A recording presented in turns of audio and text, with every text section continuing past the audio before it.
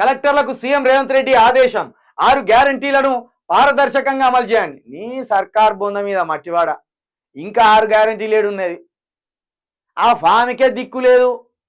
6 నెలల క్రితం తీసుకుంటే అభయాస్తం పేరుతోటి ఫామ్లు కొట్టించినావు, అప్లికేషన్లు నింపినాం. ఆ అప్లికేషన్లు ఏమైనాయి?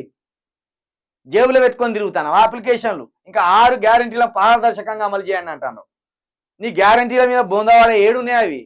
జిల్లా పరిస్థితులకు తగ్గట్టుగా ఫ్లాగ్షిప్ ప్రోగ్రాంలు రూపొందించండి. పెద్ద పెద్ద మాటలు మాట్లాడతాడావు. ఎందుకంటే ఆగస్టు 15 వస్తుంది కదా. ఇక ఆగస్టు 15లోగా ధరణి దరఖాస్తులు అన్నీ పరిష్కరించాలి.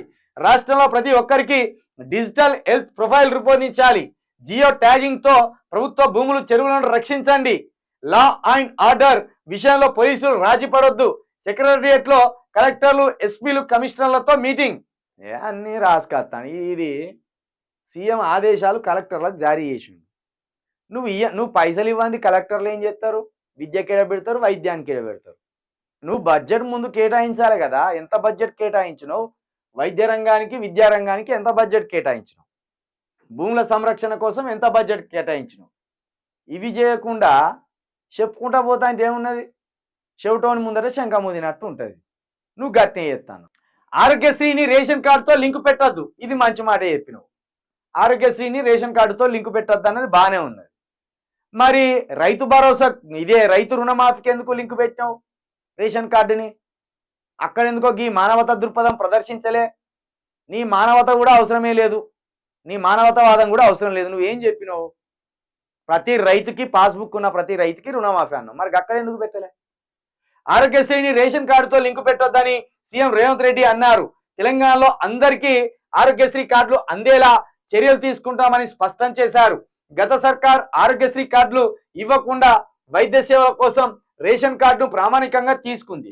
దీంతో చాలా మంది రేషన్ కార్డు అవసరం లేకున్నా కేవలం ఆరోగ్యశ్రీ కోసం రేషన్ కార్డులు కావాలని ఎగబడుతున్నారు. పేదలకు అందాల్సిన బియ్యం పక్కదారి పడుతున్నది. అందుకే రేషన్ కార్డులను, ఆరోగ్యశ్రీ కార్డులను సపరేట్ గా ఇద్దాం. ఈ విషయాన్ని ప్రజలకు చేరవేయండి అని కలెక్టర్ గీ తెలియకల పని అనే. అవును, రేషన్ కార్డు ఉంటేనే ఉచిత వైద్యం ఇవ్వాలి ప్రభుత్వ హాస్పిటల్లో. ఎందుకంటే బలిసినోని కోసమే కాదు నువ్వు పెట్టింది ప్రైవేట్ ఆసుపత్రులు. మరి ప్రైవేట్ ఆసుపత్రులను ఎందుకు ప్రోత్సహిస్తున్నావు? ప్రైవేట్ ఆసుపత్రిలో పోయేమో భూములు, జాగాలు అందరూ అమ్ముకోవాలి. రేషన్ కార్డు ఉంటేనే ఉచిత వైద్యం అని అట ఉరుకుతాడు రేషన్ కార్డుల కోసం. ఈయన పొంతన ఉన్న మాటలు మాట్లాడుతున్నాను. ఓవైపు ప్రైవేట్ ఆసుపత్రులు అన్నీ పెంచుకుంటూ పోతాను, మరొక వైపు గవర్నమెంట్ హాస్పిటల్ అన్నింటిని పండబెట్టుకుంటూ పోతాను. మీరు కావచ్చు, గత ప్రభుత్వం కావచ్చు, రెండు అట్లనే చేసినాయి. ఒక నీ తప్పే అంటలేము. ఏ నెల అవుతుంది నువ్వు వచ్చి? నిన్నే అంటలేము, గత ప్రభుత్వాల తప్పిదాలు కూడా. రేషన్ కార్డు ఎవరికి ఇస్తారు? దారిద్ర్య రేఖన దిగువన ఉన్నోనికి ఇస్తారు. లేదా సంవత్సర ఆదాయాన్ని లెక్క కడతారు కదా, ఆదాయం సర్టిఫికేట్లు ఇస్తావు కదా, దాంట్లో అనుకున్నంత లేనోనికి రేషన్ కార్డులు ఇస్తాం. గవాలని దొరకబట్టలేదా నీకు? ఆరోగ్యశ్రీకి రేషన్ కార్డు అవసరం ఉన్నట ఉరుకుతానులాట, ఉరికాట తెచ్చుకుంటానులాట దొంగతనంగా తెచ్చుకుంటాను. నీ అధికారులు ఏం చేస్తాను? పాంటాన్లా, నిద్రపోతానులా, లేదా లంచాలు తీసుకొని ఇస్తానులా. మధ్యతరగతి వాళ్ళకు, దిగువ మధ్యతరగతి వాళ్ళకు, దారిద్ర్య రేఖకు దిగువన ఉన్న వాళ్ళకు రేషన్ కార్డులు ఇస్తారు. గా తెలివి కూడా లేకపోతే ఎట్లా? అన్ని పొంతన లేని మాటలు మాట్లాడుతాను.